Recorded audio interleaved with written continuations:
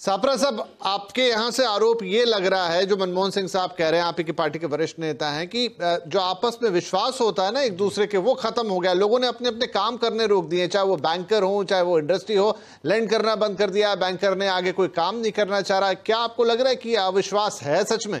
बिल्कुल इसी तरह की परिस्थिति बनी हुई है जो आप कह रहे हैं, अविश्वास वाली परिस्थिति। देखिए, ये मंदी और तालाबंदी का माहौल इस देश में क्यों आया है? क्योंकि ट्रस्ट डेफिसिट बना है। और एक उदाहरण मैं आपको और देता हूं। जिस तरह से बैंकों के घोटाले बढ़े हैं, 3 गुना बैंकों के घोटाले बढ़ चुके हैं। ये आरबीआई के डेटा है, मैं खुद से नहीं बोल रहा हूं। और लोगों को बैंकिंग सिस्टम में विश्वास नहीं रह गया अभी।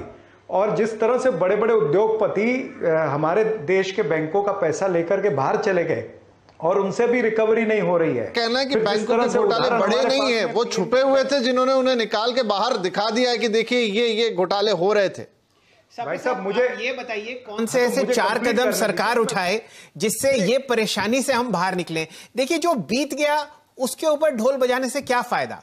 हम लोग आपकी तरफ भाई साहब, नहीं, आप अगर मुझे बोलने नहीं देंगे फिर मुझे इस तरह से कोई मतलब नहीं है ना सारी चीज का। आप बिल्कुल सापरा साहब, ये तो ऐसी डिबेट है जहां तो सब बोलते हैं। हाँ, तो नहीं, सुनिए, तो बैंकों के घोटाले की जहां पर बात हो रही है, मैं उल्लेख करना चाहता था रिसेंट घोटाला जो हुआ है पीएमसी बैंक का।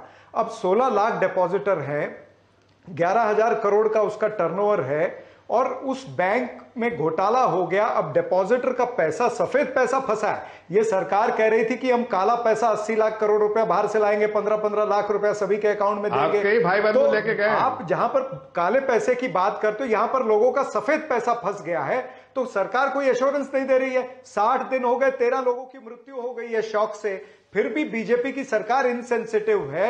ना तो निर्मला सीतारमण कुछ कह रही है कि हम मर्जर कर सकते हैं या पैसा इन्फ्यूज कर सकते हैं या जवाब देना दे सकते हैं। हालांकि हमारी जो पहले की सरकारें हैं, चाहे वो बीजेपी की सरकार रही, चाहे वो कांग्रेस की सरकार रही, हमने कोऑपरेटिव बैंक्स को भी हमने मर्जर या रिवाइवल पैकेज दिया है।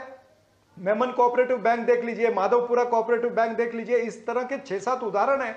तो सरकार को कम से कम जनता के सामने आना पड़ेगा कॉन्फिडेंस देने के लिए। ये जो ट्रस्ट डेफिसिट की बात है, ये इसीलिए आ रही है कि सरकार बाहर निकल के नहीं आ रही है। जो कस्टमर है उनके बीच में ट्रस्ट नहीं पैदा हो रहा है कि ये सरकार तो हमको इसी तरह से छोड़ के भाग रही है।